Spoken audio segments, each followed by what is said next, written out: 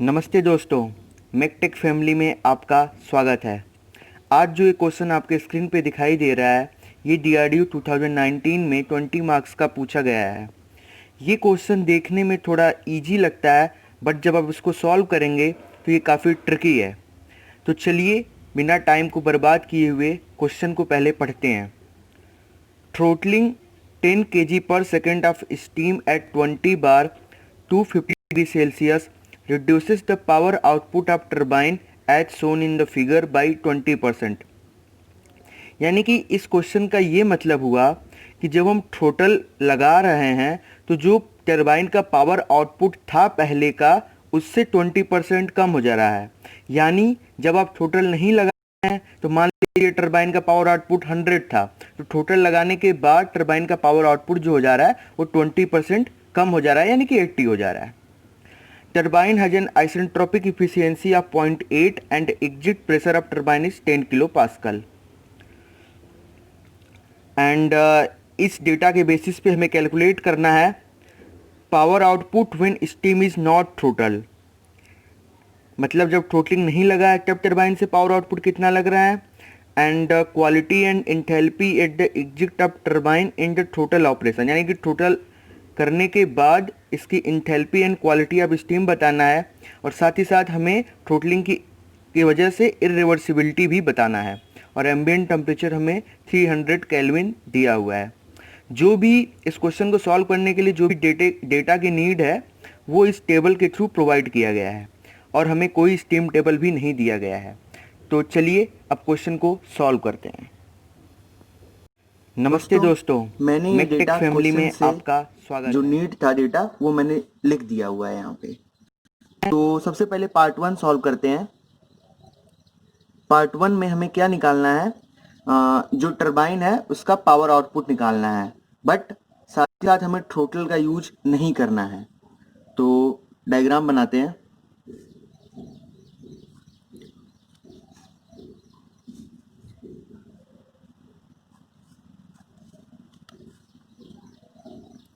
ये आउटपुट हो गया, ये इनलेट हो गया। लेट कर लेते हैं इसको 2 एंड इसको 3। 1 मैंने थ्रोटलिंग के पहले के लिए छोड़ दिया है। तो जब थ्रोटलिंग नहीं कर रहे हैं तो 2 का कंडीशन क्या दिया हुआ है, 2 दिया हुआ है हमें 250 डिग्री सेल्सियस एंड 20 बार। ये हमें 2 पॉइंट का कंडीशन गिवन है।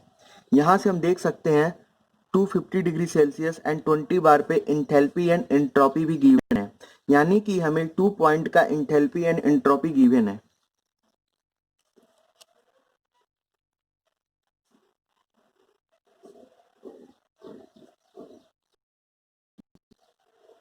ये किलो जूल पर केजी में दिया हुआ है एंड ये किलो जूल केजी पर केल्विन में गिवन है। अब हम 3 पॉइंट के लिए कैसे निकालेंगे ये देखते हैं। हम इसका ग्राफ भी बना देते हैं, टीएस डायग्राम। टीएस डायग्राम, ये सुपर हीटेड स्टीम कंडीशन था, ये लेट कर लेते हैं 3s है। 3s बता रहा है कि ये आइसेंट्रोपिक प्रोसेस की वजह से, लेकिन जो टरबाइन है उसकी आइसेंट्रोपिक इफिशियंसी भी 0.8 दी हुई है, तो ये कुछ ऐसे आएगा,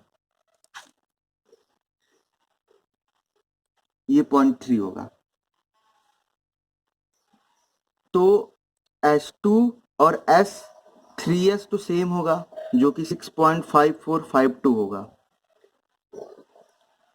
यहां से इस S3s पे जिसका कि प्रेशर है 10 किलो पास्कल, तो हम इस डेटा को यूज करते हुए क्या हम इसका H3s निकाल सकते हैं, यानी कि isentropic enthalpy at 0.3 isentropic process के लिए। तो H3s हमें फाइंड करना है। बेसिकली हमें H3s इसलिए फाइंड कर रहे हैं क्योंकि H3s के हेल्प से हम H3 निकालेंगे, और H3 और H2 निकल जाएगा तो हमारा पावर आउटपुट आ जाएगा। तो H3s कैसे निकालेंगे, H3s कैसे निकालेंगे, हमें H3s पता है, तो यहां से हम यहाँ से quality of steam eight point 3s निकाल लेते हैं। देखिए S3s लिखती है 6.5452 इक्वल टू SF। SF कितना है 0.6492 प्लस X3s, इस पॉइंट का क्वालिटी ऑफ स्टीम है 7.5010। ये SFG दिया हुआ है ना कि SG है, तो इसलिए मैंने SF माइनस SG गिवन है। S3x जब हम निकालेंगे तो ये आएगा 0.786। अब जैसा कि हमें निकालना था H3s, उसी के हेल्प से हम H3 निकालेंगे। तो H3s कैसे निकालेंगे?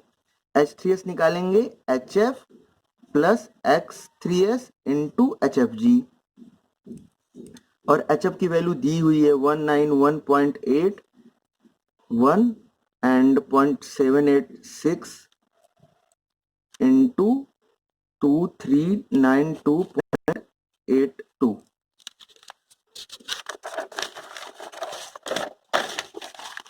जब हम इसको सॉल्व करेंगे तो H3s की वैल्यू आएगी 2072.63 किलो जूल पर केजी। अब हम आइसेंट्रोपिक जो इफिशियंसी टरबाइन की 0.8 दी हुई है उसका फॉर्मूला लिखते हैं। आइसेंट्रोपिक का फॉर्मूला लिखते हैं H2 minus H3 divided by H2 minus H3s। ये 0.8 गिवन है एंड H2 की वैल्यू हमें क्वेश्चन से पता चल गई एंड H3 हमें निकालना है एंड 120.46 H3s हमने अभी निकाला। जब इसको सॉल्व करेंगे तो H3 की वैल्यू आएगी 2238.59 किलो जूल पर केजी H3। तो डायरेक्ट पावर का फॉर्मूला लगाते हैं एंड पावर निकाल देते हैं। Input minus output power generated by turbine हो जाएगा। साथ ही साथ मास फ्लो रेट ऑफ स्टीम भी मल्टीप्लाई कर देते हैं एंड H2 माइनस H3, ये होगा हमारा आंसर। ये 10 kg पर सेकेंड है एंड H2 हमने क्वेश्चन के थ्रू निकाल लिया था एंड H3 2238.59। जब इसको सॉल्व करेंगे तो ये आएगा 6638.6 किलोवाट। इसको मेगावाट में लिख देते हैं। ये पावर जनरेटेड आ गया। ये था हमारा फर्स्ट पार्ट। अब चलिए सेकंड पार्ट सॉल्व करते हैं।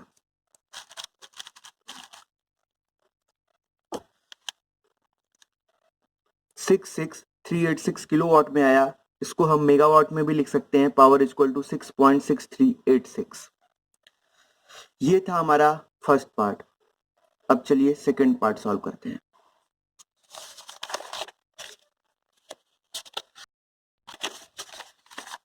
फिर से कर देंगे, तो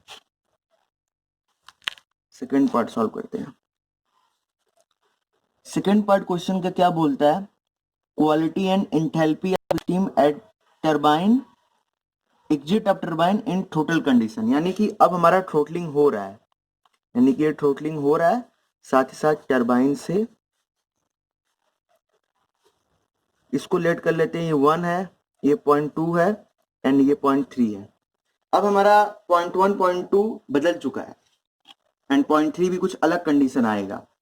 अब देखिए 0.1 स्टेट के लिए सेम कंडीशन है 250 डिग्री सेल्सियस एंड 20 बार। तो इस स्टेट के लिए जो हमारा एंथैल्पी निकल के आएगा वो तो सेम हो जाएगा 2902.46 S1 इक्वल टू 6.5452। ये किलो जूल पर केजी है एंड ये किलो जूल केजी पर केल्विन है। ये हो गया। अब हमें पता है जब थ्रोटलिंग होता है तो प्रोसेस की, जब किसी भी स्टीम को आप थ्रोटल करेंगे तो उसकी एंथैल्पी जो होगी वो कांस्टेंट रहेगी। यानी कि जो H1 है वही H2 होगा, यानी कि H1 H2 होगा। क्यों होगा? क्योंकि ये आइसन एंथैल्पिक प्रोसेस है। इसमें एंथैल्पी जो होगा वो कांस्टेंट रहेगा,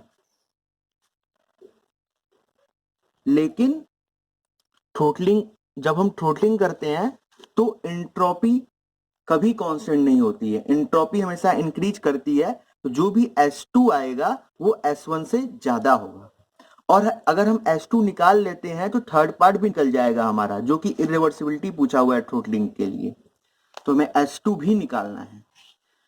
चलिए, एक और कंडीशन गिवन है इस क्वेश्चन में कि जब आप थ्रोटलिंग कर रहे हैं तो जो पावर आउटपुट है वो 20% डिक्रीज कर जा रहा है,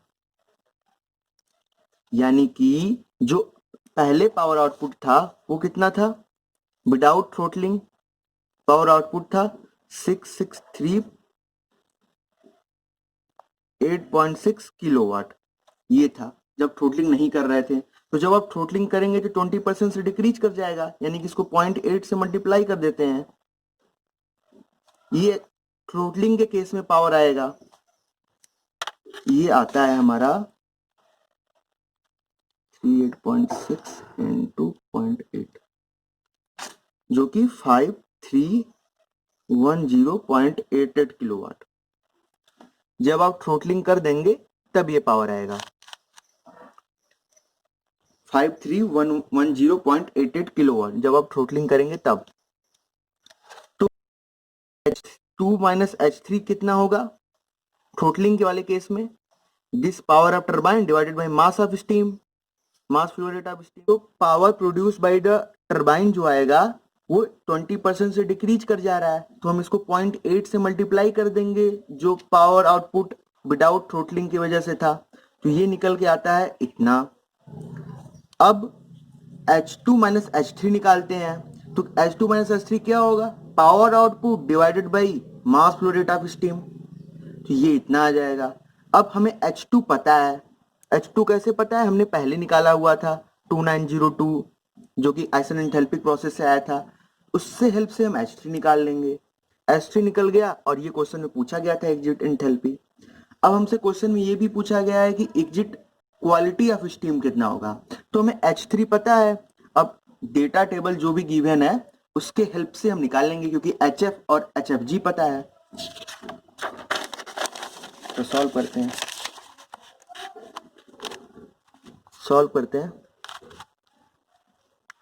H3 equal to 2390.7 m1 equal to SF plus X3 into HFG 2390.71 equal to HF की वैल्यू कितनी है, आप डेटा टेबल से देखिए 191.81 प्लस X3 इंटू 2392.8, यहां से X3 निकल के आता है,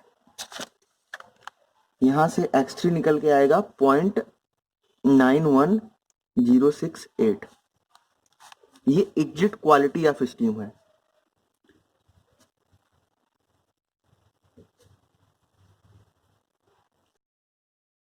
सेकेंड पार्ट में और भी कुछ पूछा गया है?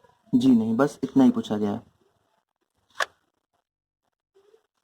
अब थर्ड पार्ट सॉल्व करते हैं।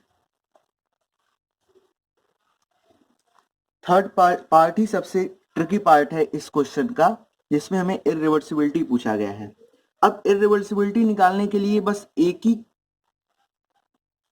ही कंडीशन है जिसके थ्रू हम निकाल सकते हैं, एक ही तरीका है जिसके थ्रू हम निकाल सकते हैं, अगर हमें S2 पता हो। S2 क्या है, जो आइसेंट्रोपिक प्रोसेस, आइसेंथैल्पिक प्रोसेस हो रहा है उसके बाद का एंट्रोपी क्या होगा। तो हमें पहले का पता है, टोटल के पहले का एंट्रोपी पता है, टोटल के बाद का एंट्रोपी निकाल देंगे तो हमारा इरिवर्सिबिलिटी भी आ जाएगा। तो अब इस क्वेश्चन, अब हम प्रोसीड कैसे करें, सबसे बड़ी बात तो ये है कि प्रोसीड कैसे करें। देखिए, पहले हम शायद ग्राफ बनाते हैं, शायद थोड़ा आइडिया लगे।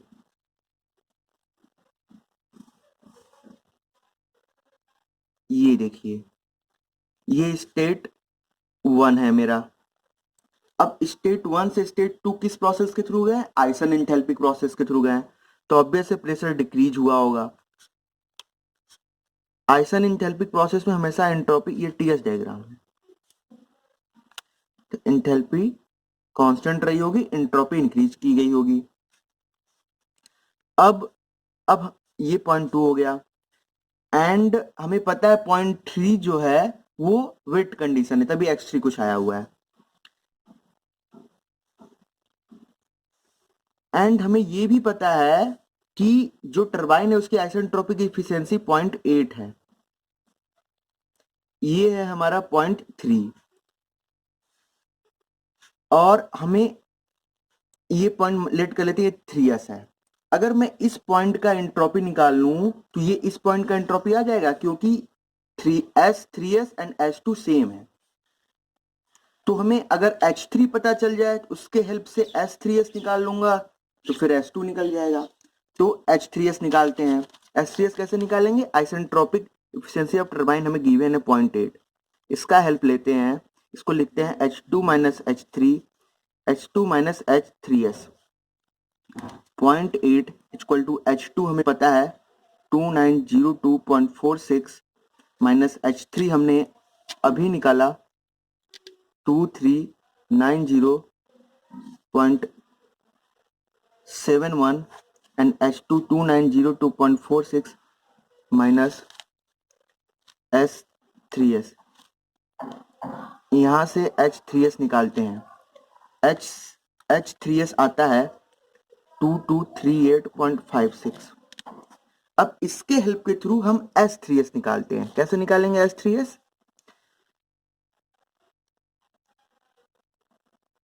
इसके लिए सबसे पहले हमें निकालना पड़ेगा x3s, तो hf plus x3s into hfg 70.91 equal to 191.81 plus x3x, ये क्वालिटी ऑफ स्टीम है एट 0.3s, hfg है 2392.82। यहाँ से x3s निकालते हैं, x3s कितना आ जाएगा 0.85492।